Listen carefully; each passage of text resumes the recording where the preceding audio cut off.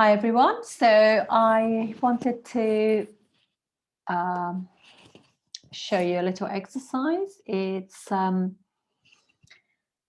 basically when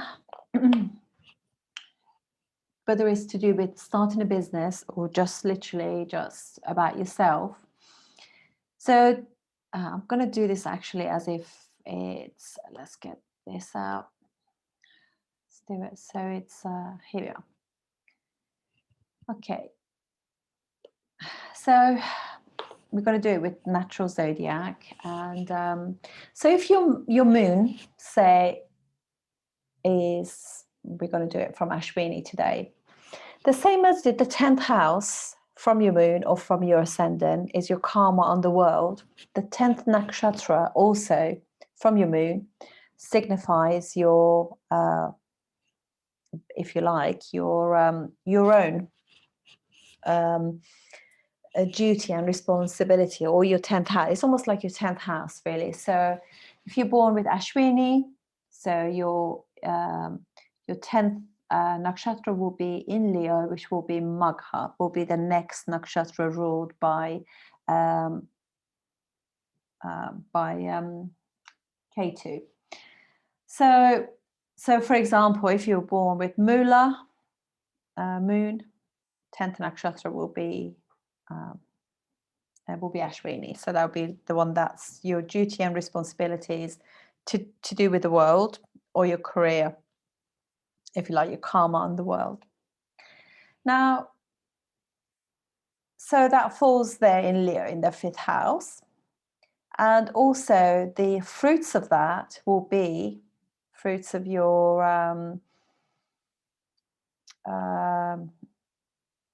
karma on the world. Your 10th nakshatra will be your 11th nakshatra, which will be like one of your, because your moon is obviously is if it's in Ashwini, it's a Ketu nakshatra moon.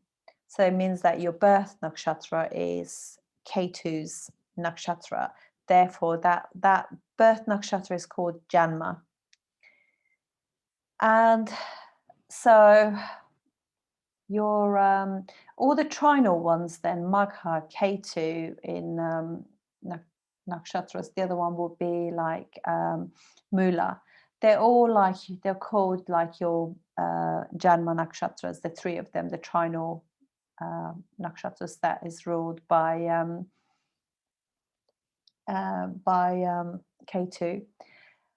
And the nakshatras, the second nakshatra from your birth is called Sampat, which is, in case of moon, Ashwini moon, will be Bharani, which is ruled by Venus. So Venus rules the second nakshatra and also the 11th one as well. And also will be like, what would that one be? So it'll be like the Purvashada as well will be the next one after that. So like I think it's the 20th one. Or something like that. So anyway, so basically that is like all of your, what would be your Sampat ones. Sampat ones are very much like to do with your 2nd and 11th house. So they're actually your money, your family, and your money, your gains. They are money-making nakshatras. So Venus will be for Ashwini moon, or even Mula or Magha will be, Venus will become like the money-making nakshatra chime. So the gains from the 10th nakshatra, which is Magha, will be Purva Falguni. So this is in the natural zodiac. And Purva Falguni is ruled by Venus and is actually the natural 11th house, 11th nakshatra, which means the gains, which is also the fruit of the tree as well, which makes perfect sense, really. So, but it doesn't have to be, yours doesn't have to be in Purva Falguni. Whichever is your 11th nakshatra from your moon, your natal moon, will be your equivalent to your 11th, or if you like, your Sampat nakshatra, will have that connotation to it. And if you always kind of struggle with that, then what you want to do is to look and see uh, where that nakshatra is, where the ruler of that nakshatra is, so you can actually then help it. Help it in terms of like by working on that, the nakshatra that the ruler of that goes into, and the things that it's trying to tell you to do to help. So, for example, Venus ruling this nakshatra, if this person is having issues with gaining money, the very first thing is that because it's ruled by Venus, or just like they need to make better choices, that could be part of the reason why they're not gaining the fruits that they should gain. And also we can see here, if this was somebody's chart, I will say to them, well, look at Venus. So Venus has gone into the 8th house. So there will be some losses, because 8th house is about losses. It's about like being more open and not be so controlling, about money, about your partner as well, about relationships. Don't try and control people. And just be open to changes, because those transformations will help you gain money. So you can see a lot by looking at these kind of things in the chart and actually see what is going on. And then you can start working on that nakshatra lord and wherever it is, because this one has gone into 8th house of natural zodiac, which is Scorpio. These are the things they need to work on. So what I can do, I can show you one more as well. Let's change this now. Say, okay. So this is now, we have Rohini now. Rohini moon is actually Rohini is ruled by the moon. So that will be like, so when we look from there, the next nakshatra will be in the next Janma one, which will be to do with the career, will fall into this one, into Virgo. And actually, Mercury is there as an exalted Mercury as well as that. So, and so we would just know that those kind of nakshatras, nakshatras on Moon, are activated by Moon being in Rohini, so, and also Hasta. So that shows like the career and like duties and responsibility to the world, if you like. Now, if we go to the 11th one from Hasta, will be Chitra. So you want to know, like, and Chitra is ruled by Mars. And so we can actually say that, okay, if they had problems gaining money from their work, from their sort of like duties and responsibilities to the world, what would be the reason for that? And if we look in Chitra, we have Mars, the ruler of Mars. This Chitra is actually sitting in Chitra. It's sitting in the 7th house. So it's connecting 7th and 6th house together now, because the ascendant still Aries. So we can just say that this person, rather than dealing with people, and also Sun is there as well, a debilitated Sun. So this person, probably what it does is, because it's bringing flavors of 6th house and 7th house, it's micromanaging partner. It's micromanaging, because